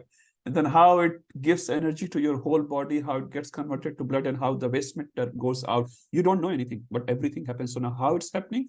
I heard in Chaitanya Prabhu lecture once, he explained science was sort of contemplating because they can do a heart transplant, liver transplant, kidney transplant. So they can make up another organ for that organ. So they thought they will also try to copy this digestive system. They did a lot of researches, and after researches, they realized to copy a digestive system, they just don't need a machine. They need a whole factory, and not only a factory, they need a series of factory, which will be situated in miles of area just to copy how a digestive system works in our body. So, and they gave up the process. Actually, it's written very clearly. They gave up. They could not continue with their researches because it's just so complex. Our body is digestive. We're just talking one system here. One system. It is so complex. Science could not replicate it. So they can do little replicas of heart and kidney and all that. Little replicas, not much. They could not copy. So this is so complex. And when science says, no one is sort of overseeing that process, it's ridiculous. If you're a Tata Birla or a son or grandson of Tata Birla who owns many hundreds of factories, someone is overseeing these factories, isn't it? That's how they're working. So that who sort of makes sure it happens how it should happen. Because I think Sankarshan Maharaj is saying the only time we sort of look at our digestive system and it doesn't work, and we have to go to the doctor. Say, doctor, pet saaf nahi ho raha hai. My stomach is not getting clear. Only that time we realize the value of our digestive system. Otherwise, we just keep feeding. We just keep munching whole day. Very important function in the body, which is looked after by a plenary portion of Krishna called Vaishvanar. Makes sense. Aham Vaishvanaro Bhutva. So how does we sort of do this eating of the food and digestion of the food? Through Vaishvanar, who is Aham, who is me, my plenary portion. Praninam Deham Ashasa. So all the pranis who have this digestive system, which has been looked after by me. So Krishna helps in our digestion as well. Prana, Apana, Samayukta. So there are two words here, Pran and Apan. So as we know, Prabhupada has written in second chapter as well, there are multiple Vayu, multiple airs in our body, which balances our body. And as per Ayurveda, and Rupam Prabhu is expert in that, when there's an imbalance in the Vayu, imbalance in the air, then we get different diseases. There's one way of looking at the body. Now, modern science may not agree with that, but there's one way of looking at the body is balancing the air. We say Kapha, Pitta, Vayu. When there's a disbalance in between these three entities, I don't know how it works, but there's an imbalance and there's a problem. Similarly, when we don't have enough Apan Vayu, I heard Apan Vayu is the Vayu which helps you to excrete the waste matter from the body. When you don't have enough Apan Vayu, what happens? You cannot excrete properly. So you need a proper Apan. And Pran refers to Prana Vayu, which we are sort of inhaling and exhaling every time. So who does the balancing of all this? Krishna is saying, I do that. So Prabhupada writes, I join with the air of life, outgoing and incoming, and I make a proper balance so that living entity can live nicely. And lastly, Prabhupada writes, Krishna says, Pachami annam chaturvidham. So we read in Mangalarti every day, Chaturvidha. Chaturvidha Shri Bhagavat Prasada. The Chaturvidha, char prakar ke anna. What are the char prakar ke anna? Any cooks can tell? Like Chewing. one we swallow, Chewing. Yes. one we chew, one we lick, Swallow, and one lick. we suck. Drink. Drink, yeah. Drink. So they are the 4 types. So licked, swallowed, chewed, and drunk. So they are the 4. Like lick, mango. Sometimes you lick the mango. Chausa aam. I'm not sure how many of you would have heard this. Chausa aam, chusne wala aam. We don't eat that mango. Just lick it. Anyway, so there are different types of food stuff, and Krishna is saying, Pachami annam chaturvidham. I help you to digest those different types of food stuff. So Krishna is helping at every level to the jiva, and without Krishna's help, do you think a prani can live? Just look at this verse. If there's no Vaishvanar, no plenary portion of Krishna, can you live even for like 10 minutes? You'll eat the food, very nice, but food will get stuck here. Food will not even go past esophagus. What are you going to do? And even if it goes past, you chew a food, sorry to say that, and you spit it out in a bowl and leave that food in that bowl. Are you able to see that food? Which is called vomit, actually. Just chew it and spit it out. Leave it in a bowl. After 5 minutes, 10 minutes, 15 minutes, it will stink like anything.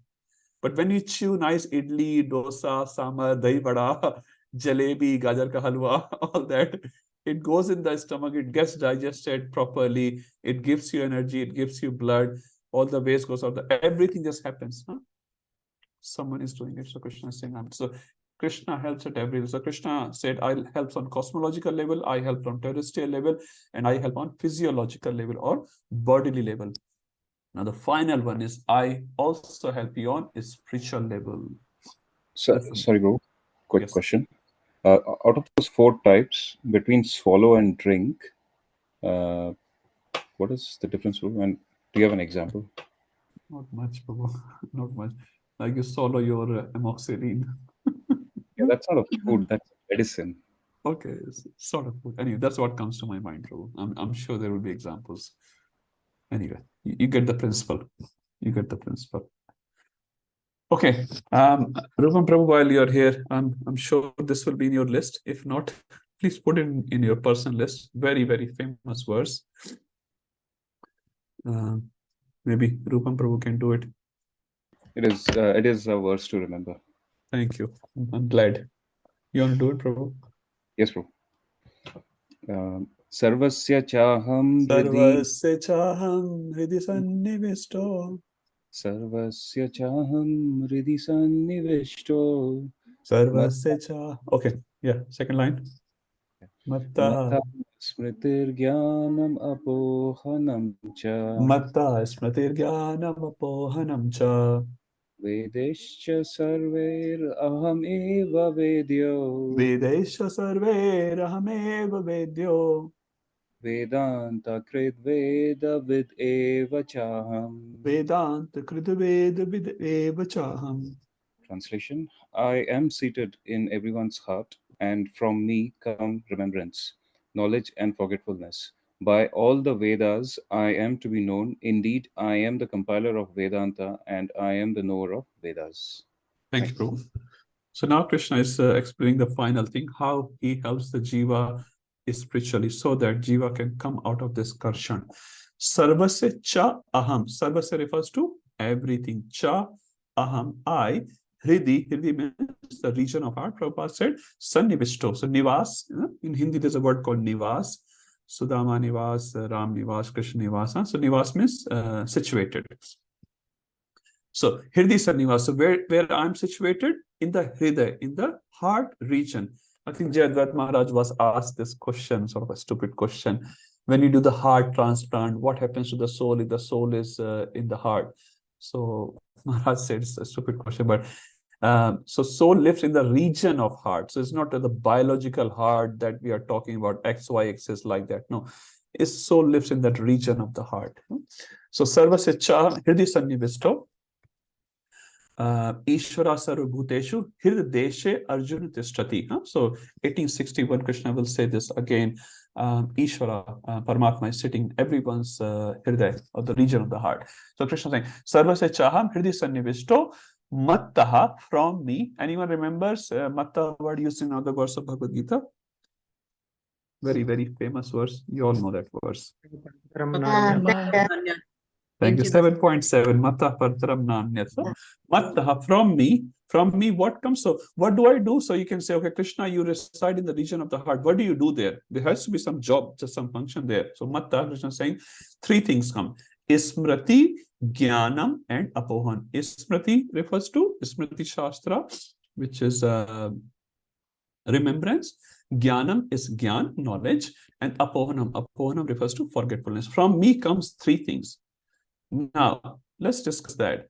Krishna is saying, from me comes knowledge, remembrance, and forgetfulness. So he lives in the region of the heart and he gives three things. Now, let's discuss about the Gyan. So Gyan means Krishna gives Gyan. So that makes sense. Krishna is a Chaitya Guru inside our heart, giving us the knowledge. And when Krishna is acting as Chaitya Guru inside and we are not able to hear Krishna in our heart, what happens? The same Chaitya Guru which is in our heart comes outside as our Diksha Guru. We know that. So Diksha Guru is nothing but an expansion of Chaitya Guru which is inside our heart. So when Diksha Guru, what does Diksha Guru gives us? He gives us Gyan in terms of Shastra. So when Chaitya Guru is not heard properly, then Diksha Guru and Siksha Guru comes. And they give knowledge of Vedas, which if we assimilate nicely, we get into Smriti. Smriti means, yes, my Guru Maharaj said this, and I should follow that. That Jnana converts into Smriti. Now, if we get the Jnana, but we don't want to remember, Chaitanya Prabhu said in one class somewhere, I can't remember, he said, we hear all the instruction of Bhagavad Gita or different Bhagavats, means different devotees, but when Maya comes and tempts us, what do? Sarva dharmanu parityajya mayam ekam sharanam vraja. Not mam ekam sharanam vraja, mayam ekam. Chalega. Aaj raat ko movie dekh lete hain. Tonight we'll just watch one movie. Just one movie. Shah Rukh Khan, best movie. Akshay Kumar. Just one. So now, is the instruction not given to you? Prabhupada gave a simple example of Surya, sun, is giving light to everyone, right? He's not discriminating. I'll only give to Rupam Prabhu, I'll not give to the neighbor of Rupam Prabhu. No, sun is giving his light. But the neighbor of Rupam Prabhu may turn around from the sun. Is he able to see the sun? No. Sun is not being biased in giving his light. Shastra is not being biased. This Bhagavad Gita, as it is, Veda Ves or whatever it is open for everyone. It doesn't cost anyone anything. But who will take this knowledge and do Smriti? Some will do Apohanam. And we are all in the same boat. Sometimes we have Smaran of Krishna, remembrance of Krishna. And sometimes we have Apohanam. And what's the reason of Apohanam? You remember from 3rd chapter? Kama Esha, Krodha Esha, Rajo Guna Samudbhava. It's our Kamana. Kamana means, in English, they call it lust, but a small kam or a big kam, whatever it is, our lust. That's the reason of Apohanam, because our lust to full propensities takes over our Jnana propensity. But if we keep ourselves in a prayerful mood to Krishna, please Krishna, I really want to get out. I really want to get out. I really want to get out. Please help me to get over my Apohanam, my forgetfulness. Then Krishna will convert this Jnana into what? Smriti. Amrendra Prabhu, I heard a class recently. He gave a very beautiful example, very humorous. He said, when we go to temple, we don't remember movies. That's fine. If you go to Janmashtami or some other festival, there's so nice programs happening, kirtan happening, katha happening, Krishna's darshan is there. We don't remember movies. But when we go to movie, we remember Krishna. I should not watch this. This is not good. I'm wasting my time. I heard in the class and I'm wasting time, this movie and match and this and that. But what we do, we keep watching. We keep watching. So Jnana is given. Jnana is given to everyone. Sometimes it gets converted to Smriti when we are very, very sincere. And sometimes the same Jnana is forgotten by this living entity. And who is giving this forgetfulness? Krishna is giving that. So can you make Krishna responsible? Oh, I did this sinful activity because Krishna did this blackout to me. When I was writing my Bhakti Shastri exam, I got blackout because Prabhuji, you told yesterday Krishna gave Apohanam. Everyone is smiling, so good excuse, good reference for module 3 exam. Krishna, you gave Apohanam, you gave forgetfulness. So sorry, that logic won't work because Chaitanya Prabhu said very nicely, I heard in his class, he says, we are responsible, Krishna is responsive. Ye thama prapadyante. Responsible, he sort of divides this word into responsible. We are able to give response to our inputs. So what we see, we may not be able to control that. You're going to Sydney city, downtown city. What you're going to see next? Can you control that? No, you can't control, right? What billboards will be there? What advertisements will be there? What others are wearing, what others are talking, you have no control over. But what you can control, response of that input. So input may come from different sides to you, to your body, through your eyes, through your nose, through your ears. Inputs may come. But what you are able to respond. What are you going to do about it? Shri Prahlad Prabhu said, if you see some bad photo or a bad a person in a bad state, so you just don't know, you're walking on the road, you see some bad photo. Okay, that's fine, But if you keep staring at the photo, oh, that's nice. That's nice, That means you fall down. That means you fall down. So first time when you saw accidentally, it was just an accident, but when you keep staring at it, that's a fall down. That's a fall down. Because now you say, oh, that's nice. And as soon as you say that's nice, your mind takes over. And then like a jamil, you take it home. You take home. You take home what? Take home the memories. The memories of that Vaishya embracing that Shudra on the road. And Ajamil was keep thinking. And Dhyayate Vyan Punsa Sangaste Supajayate Sanga Sanjayate Kama Kamat Krodho Kamana came, which took over the intelligence of Ajamil. And we are all same. We're not criticizing Ajamil. Ajamil was very great. We are the Ajamil. Actually, at least I am the Ajamil. So we see something, we take the input, and then Dhyayate. As soon as you do the contemplation, all the series of fall down will start. So what we can stop, we can't stop the input. We can't blindfold our eyes and walk in the city. You have to open your eyes, go to your office, go to work and all that. But what we can do, we can try to do dhyayato, which we can stop. Contemplation of that sense object. That's what we can try to cut. And how do you cut that? Jnana Sinatmana. Take the sword of knowledge and then cut through the knowledge. And that's why Prabhupada said, a strong morning program, a strong evening program, you're away from Maya. It says, no, one apple a day keeps doctor away. So one shloka of Bhagavatam a day. One chapter will be nice. At least a shloka of Bhagavatam a day keeps Maya away. At least a shloka. If you can read chapter of Bhagavad Gita a day, wow. You are in Brahmaloka. So do that, and then dhyayato will be able to stop, and then our cycle of fall down can be stopped. Now, second line or second topic in this, Vedaisha sarver aham eva vedya. Now, why does Krishna converts the topic here? Sarvasacham, I sit in the heart region and I give this knowledge, remembrance, and forgetfulness. So from there he says, Vedaisha sarver aham eva vedya, because Veda gives the knowledge. Where does this knowledge come from? Vedas. Because Krishna has written the Narayano, Yamduta says that Vedo Narayana Sakshat. What is Veda? Narayan. Narayan is Veda. Even Yamdutas were telling that in the 6th canto of Srimad Bhagavatam. So Veda is. Now, out of Vedas are very big. What we need to know. So a simple example, Prabhupada said, if you want to know the purpose of the book, what should you do? Go and ask author. Isn't it? A book is very, very big. You don't know the purpose of the book. Go and ask author. What's the purpose? So who is the author of Vedas? Vedo Narayana Sakshat. Krishna says, Vedaisha sarver aham eva vedya. What is to be known in the Vedas? Aham. I need to be known. Sometime an example is given of Prabhupada. Prabhupada was sitting in India somewhere, and many philosophers came to Prabhupada and they were having big discussion, and Prabhupada was not very interested. So Prabhupada said, can you describe who is Ishvara? They're like, Prabhupada, is very difficult to describe who is Ishvara. And Prabhupada called a little girl, Saraswati, that time, maybe 5 years old or something. So Saraswati, come here. And she came to Prabhupada, and Prabhupada said, Who's God?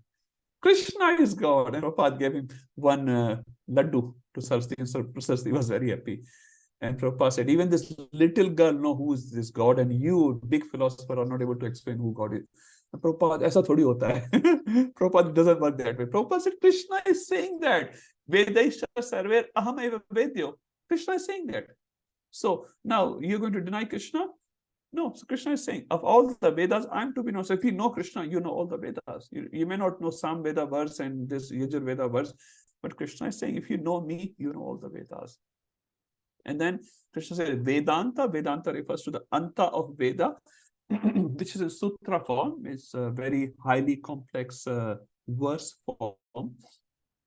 So it says Bhagavatam is the natural commentary on Vedanta Sutra.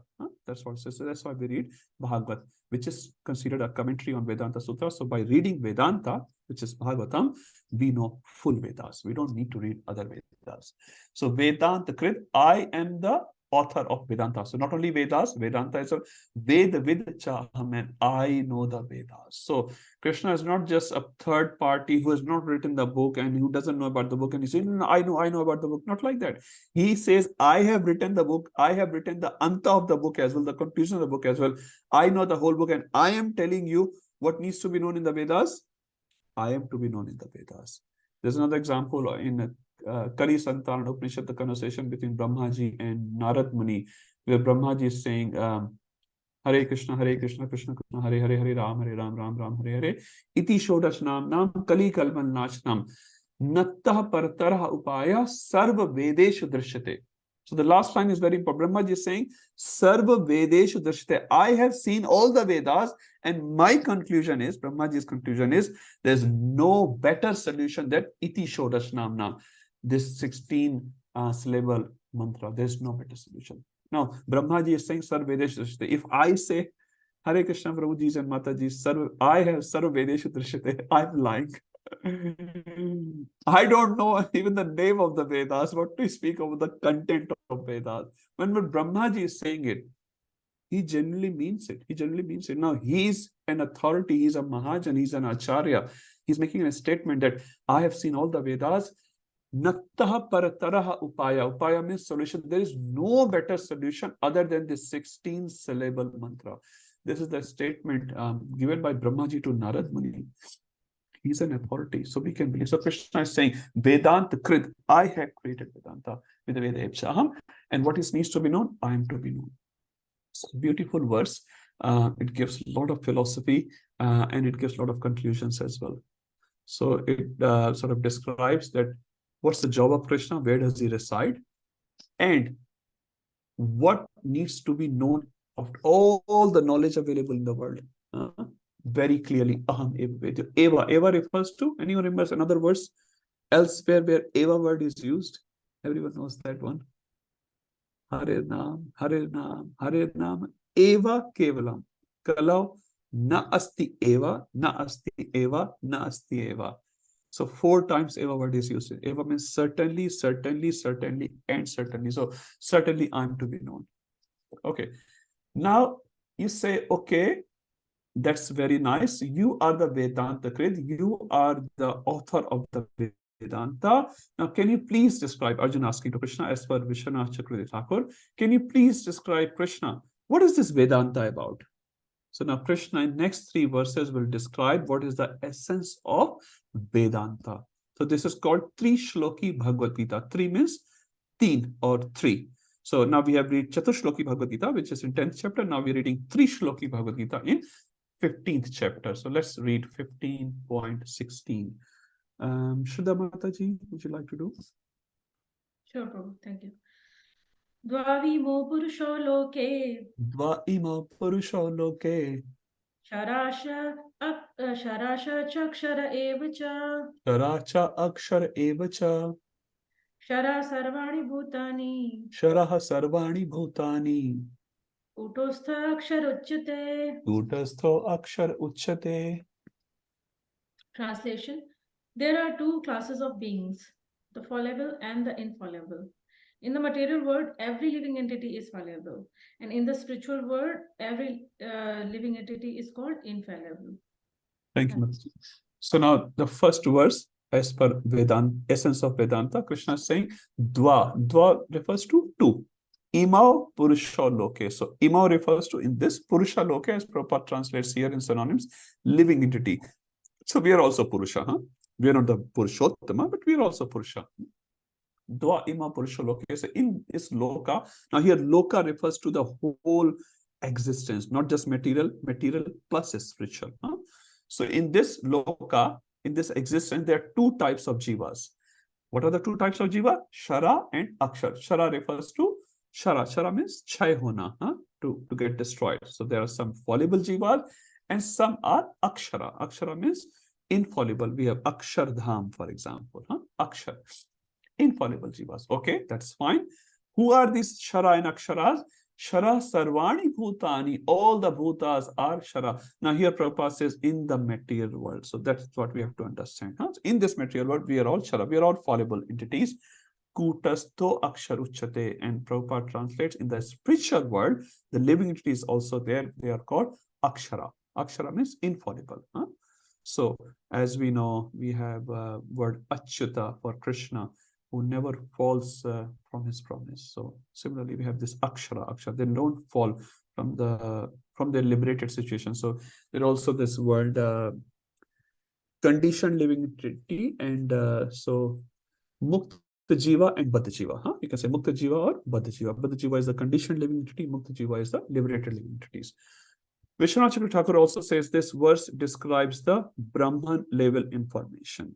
Now the next verse, Vishwanath Chakravarti Thakur says, will describe the Paramatma level information. Let's see what this 17th verse says. Who hasn't done it as yet? Okay. Go for it, Sundar. Okay. Jai Dharma Prabhu, Sundar Prabhu, anyone? Yeah, let Jai Dharma Prabhu do it. I'll do the next. Okay. Thank you. Uttama Purushatva Anyah. Uttama Purushatva Anyah. Paramatmeti Udaratah. Paramatma iti udaratah. Yo Lokatrayam Avishya. Yo Lokatrayam Avishya. Vibharti Avyaya Ishvaraha. Vibharti Avyaya Ishvaraha. Translation. Besides these two, there is greater living personality, the Supreme Soul, the imperishable Lord Himself, who has entered three worlds and is maintaining them. Thank you, Prabhu. So now we'll start from the word Anyaha. Tu Anyaha. Tu means but. Krishna's tu Bhagavan Swayam. So tu. But. So but relates to the previous verse. Anya. Anya refers to, there are two types of living entity, Shara and Akshara, but there is an Anya living entity as well. What is that? Uttama Purusha. So very clearly, this Mayavadi devastating verses, very, very clear. There's nothing else they can actually translate in these verses, right? There's Shara, there's Akshara, and there is Anya. So there is a third category. You cannot even say Krishna is Akshara. No, he cannot be Akshara. He's saying Anya. Anya means another category. Tu refers to the previous word. Uttam, and that Purush is Uttam Purusha. So Dva Ima Purusha, they are Purusha. One Purusha is Shara, one is Akshara, and there is another one. What is that? Third category, Uttama Purusha. And what is Udarata? Udaran word hota hai Hindi mein? Udaran, Udarata means it is to be called, what is to be called? Paramatma iti. So Vishwanath Chakravarti Thakur says this is the Paramatma level which Krishna is representing. What does he do, this Paramatma or this Uttama Purusha? Yo Lokatram Avishya. Anyone remembers the word Avishya? Gama Avishya cha Bhutani. We just read it. Avish means enter. Lokatrayam. Lokatrayam means teen loka. Avishya. He enters into all the three lokas. Vibharti Avyaya Ishvaraha. Vibharti refers to Bharana Poshan, maintenance. So he does the maintenance. How does he do maintenance? 15, 12, 15, 13, 14, and 15. Cosmological level, terrestrial level, physiological level, and spiritual level. Vibharti. He does the Vibharti. Avyaya, and he is inexhaustible. Aisa nahi, 1912 to 1915, I was doing the maintenance of my family and then I got retired. Krishna never gets retired. He is Avyaya Ishvaraha. So beautiful verse. So very clearly there's an Anya category. And now we'll see the integration of 1516 and 1517 in 1518. Most beautiful verse. Look at this verse. Most beautiful. Who will read?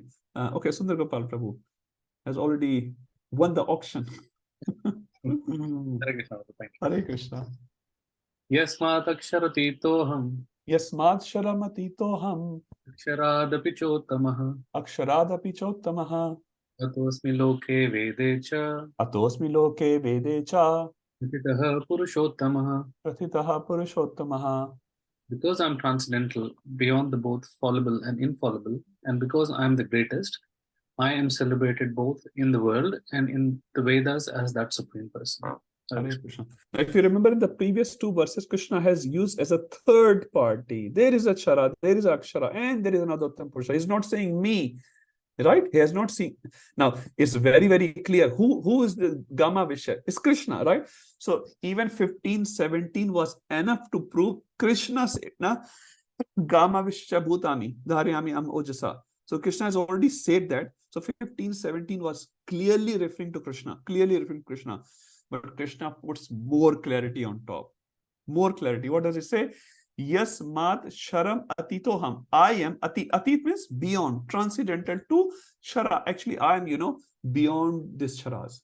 This is okay. You are beyond sharas. That understood. Aksharadapi. I am even beyond of aksharad. Right? So 15:70 clearly said there's a third category. But here Krishna is again saying, I am beyond shara and akshara. Atosmi loke vedecha, in this asmi loke means in this loke, in this loka, in this cosmos, in this universe, and in the Vedas, prathitaha, prathita means I'm celebrated as Purushottamaha, and the chapter name is Purushottam Yoga. So the word aham is used very, very clearly, very, very clearly. And Krishna has already said in 15:17, but he repeats his statement that the Anya category, Uttama Purushatu Anya, is me. Very exclusive words are used. So there is no doubt Krishna is the third category, as saying, I am beyond Shara, I am beyond Akshara, and I am known as Purushottamaha. Okay. Yes, Vijay Gopi Mataji. Sorry to put this question, Prabhu, because other day also we were discussing the best books in the world is first Bible, Harry Potter, and Bhagavad Gita. So, but here Krishna is saying I am celebrated in the whole world. If you see India, everybody knows Krishna, and if ISKCON, you take parts of the world, we know Krishna. But yes, Krishna is not, as per this verse, is not celebrated in the whole world. Yes, thank you, Mata. Very, very nice question. So Krishna is saying, is in Loka. So Asmi Loke actually refers to Mataji, this universe. Asmi Loke does not refer to just little world which we see around us in that little globe. So this Loke refers to the whole universe. Now, a valid question. In India, you say everyone knows Krishna in India. Actually, that's not true as well. More people know in a foreign land Krishna more than in the Indian land these days. And even if they know Krishna, someone sent me a WhatsApp video, a small video, 3-minute, a humorous video. And this person is sort of interviewing young girls and young boys, who is Gandhari and who is Hanuman. I just laugh at it, the knowledge of young people these days. Anyone has seen that video? I'm sure, yeah, Ujjwala Mataji is saying, I think Shraddha Mataji also saying, if not, I'll not send in Bhakti Shastri group, but very funny video, and you can just pull your hair if you have. I have not many. Where these Indian girls and boys are going. So anyway, coming back to your question, Mataji, and one more question can be said. We sing Guru Aarti every day at 7 o'clock for Prabhupada. We say, Ebu jas ghoshuk tribhuvana. Prabhupada's glories are sung in all the tribhuvans. In all the three words. So how do we understand these statements of Shastra where Prabhupada's glories or Krishna's glories are sung everywhere? The answer is very simple. What's the size of your earth in comparison to this universe? Your earth, my earth, our earth, very, very tiny in comparison to the planets around us and the people who are living there. And nowhere except Earth, and I heard that in lectures, not in lectures, nowhere in the other places they have any disagreement who is God. Nowhere. In Swargloka you go, Indra knows Vishnu is God. Indra does not disagree. Maybe that Babaji is God, maybe Sadguru is God, maybe another person. No disagreements are there in Swargloka, in Japaloka, in Tapaloka, Janaloka, Maharloka, Sutaloka, Patalaloka, nowhere, Yamaloka, everywhere Krishna is established as Supreme Personality of Godhead. Only in this little tiny, miny earth, which in comparison to the three worlds is actually non-existent. And if you know from Bhagavatam, I think in 5th or 6th explained, Chitraketu Maharaj Upakyan, it says, our universe, which is residing on one of the hoods of Sankarshan or Sheshnag, is one of the smallest universes. And in that one of the smallest universes, our Earth is one of the smallest dots. In one of the smallest dots, in this one of the smallest universe, our human population is very, very small, only 7.5 billion people. So in this 7.5 billion jivas, even if all of them, even if all of them, 99.99% doesn't know, physically speaking, if they don't know about Krishna, so what? So what? Look at the comparison, the ratio. You cannot put this 7.5 billion jivas ignorance in comparison to unlimited jivas in this universe we are talking, who are actually celebrating. If you read Srimad Bhagavatam 5th canto, which just describes this universe, and different deities of Krishna like Kurma Avatar, Matsya Avatar are being worshipped in different planetary systems. So somewhere Kurma is the Ishtadev, somewhere Matsya is the Ishtadev, somewhere Varahadev is the Ishtadev. So different parts of these planets are worshipping different forms of Krishna, and they don't consider Ram as their Ishtadev. Not that they reject Ram, but they say, no, I'm loving this Varaha feature of Krishna. You can read that in 5th canto. So there are unlimited jivas in this universe who are completely aligned with Vedas and Shastra and worshipping. So in their comparison, when we say Ebu Jasa Ghoshak Tribhuvan and all the three words Prabhupada or devotees' glories are getting sung, is absolutely true statement. Now, in the one more example we can give, Mataji. You may have an ant in your house. The ant may not know you are the owner of the house. It does not disqualify you in putting your ownership of the house in human society. Your ant doesn't know. Your cockroach doesn't know. It doesn't matter. So all these ants and cockroaches like jivas, humans, don't know about Krishna. Who cares? Brother Gandhi Maharaj called them as dogs. They're just dogs. They're barking a lot. They have no idea what's happening around them. Barking a lot. Is that helpful? Thank you, Prabhu. Thank you so much. Thank you, Mataji. Sakhi Radhika Mataji, a quick one will take. It's 9:02. You probably just wanted to ask. Now only you were explaining that we, like humans, are very we are very small, very tiny world. Earthly humans are very earthly humans. Yeah. So one time Indradev Maharaj told that there are many celestial beings and they want to take birth as human in a devotee family, and so that they can go back home, back to Godhead. So why is it that humans are only given this opportunity that they can cross this whole Brahman to reach the? Why not the other celestial beings? Like, just silly question maybe. No, it's not silly question. It's a 5th canto, prayer by Indra. It is a verse what Indra Maharaj is saying. It's a very famous verse. Again, I don't know that Sanskrit words, but it's a prayer of Indra with all the demigods, which says, I want to take birth in Bharat Bhumi. It's a very beautiful verse which Maharaj is explaining. So I'll take. So this is how Krishna has arranged. So although we are very, very rare, and that's why I say, Durlabham Manusham Janma. Prahlad Maharaj says in his prayer, Durlabham Manusham Janma. Tadapi Adhruvam Arthatam. So this Janma of human being on earth or Bharat Bhumi is very, very rare, but it can give you real Artha. Real Artha means real jewel. So this is how Mataji Krishna has created. Although we are very small, but we have been given that opportunity.